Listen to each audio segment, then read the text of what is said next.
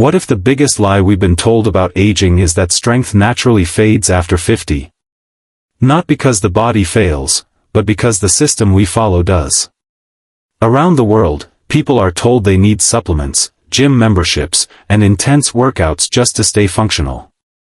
Yet in Japan, a country with one of the highest life expectancies on Earth, people quietly age in a completely different way. Japan has tens of thousands of people living past 100, and many of them still walk independently, climb stairs, shop on their own, and live without daily pain. Compare that to much of the modern world, where mobility often collapses somewhere in the mid-60s. So what's the difference? It's not superior genetics. It's not medical miracles. And it's definitely not extreme exercise. The real difference is daily movement done with intention. Japanese elders rely on gentle, precise movements that keep joints open, muscles active, and balance sharp. These movements don't exhaust the body. They restore it. And they've been practiced for generations, long before modern fitness trends existed. Here's the mistake most people make after 50, they chase intensity instead of consistency. High-impact workouts stress aging joints. Long cardio sessions increase inflammation. Eventually, pain replaces progress. Japan took the opposite approach. Their philosophy focuses on movements that keep hips mobile, strengthen knees safely, reactivate balance systems, maintain posture and independence. And here's the best part, these exercises require no gym, no equipment, and very little time. Most can be done in your living room in just a few minutes a day. In this video series, I'll guide you through 6 traditional Japanese movements that older adults still rely on today. You'll learn how each one works, why it's crucial after 50, and how to adapt it safely for your body.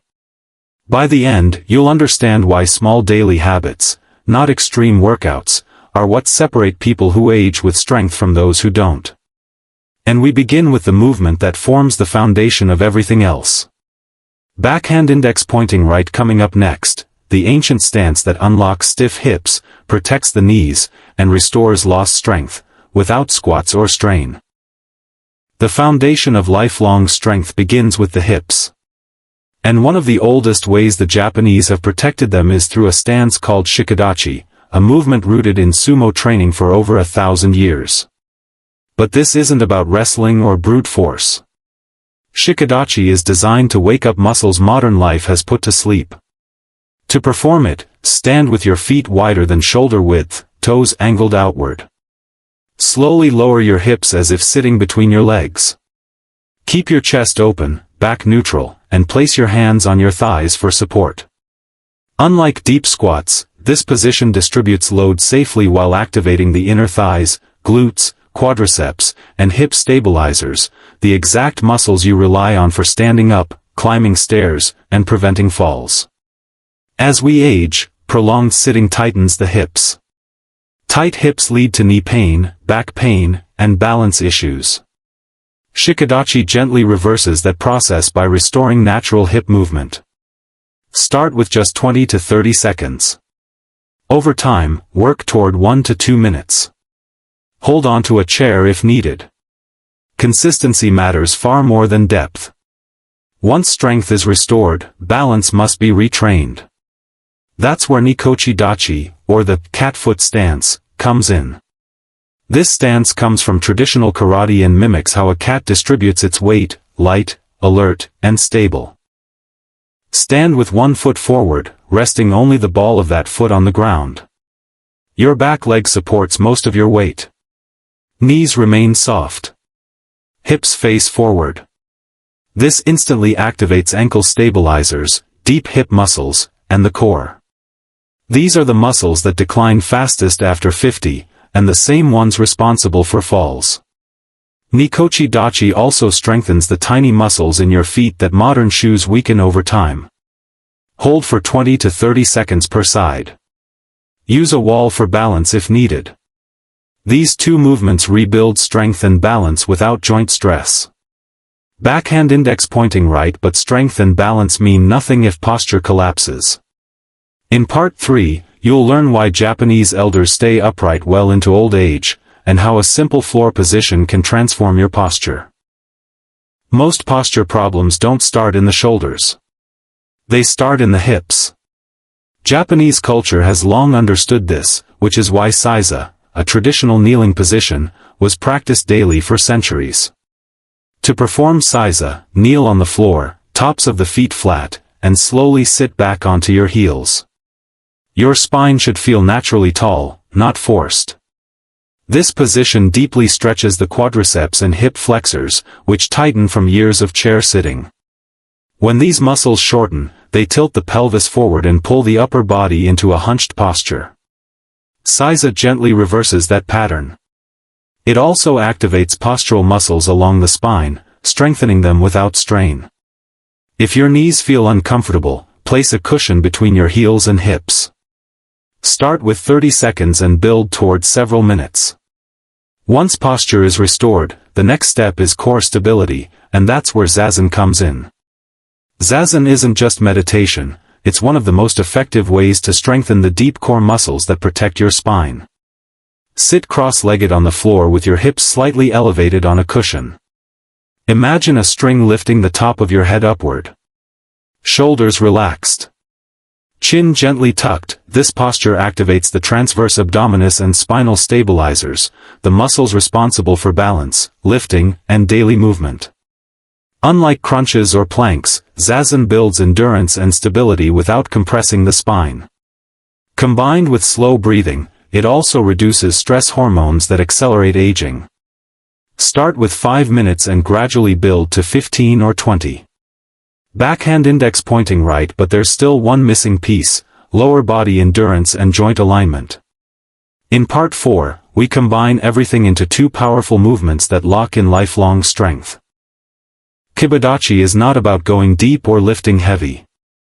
Its power comes from time under tension and joint alignment.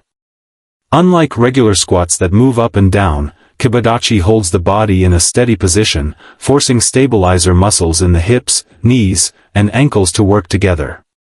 This trains the body for real-life movements like standing, turning, and sidestepping, actions that prevent falls after 50. Detail 2, knee safety, the most important rule. The number one mistake people make in Kibadachi is allowing the knees to collapse inward. This places stress on the knee joint and can cause pain. The correct form keeps knees gently pushed outward, aligned with the toes. This activates the glutes and inner thighs, which act like natural knee braces. Practiced correctly, Kibadachi actually reduces knee pain over time instead of causing it. Detail 3, how the wall squat builds endurance, not bulk.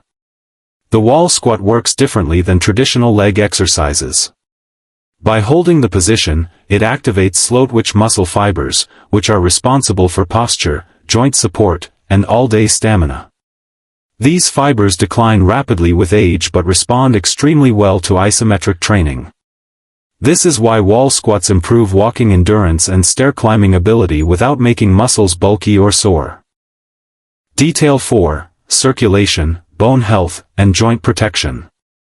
Holding a wall squat increases blood flow to the legs and knees, improving oxygen delivery and nutrient exchange. This supports cartilage health and joint lubrication. Research also shows that controlled load through the legs helps maintain bone density, especially in the hips and femur, critical areas for preventing fractures after 50. Detail 5, progression without risk. Progress in Kibadachi and wall squats is measured by time, not depth. Start with 20 to 30 seconds. When it feels easy, increase the hold, not the intensity. This protects joints while steadily building strength. If needed, use a wall or chair for balance. The goal is calm breathing and steady control, not discomfort. Consistency turns these 2 movements into lifelong tools for strength and independence. You don't need harder workouts.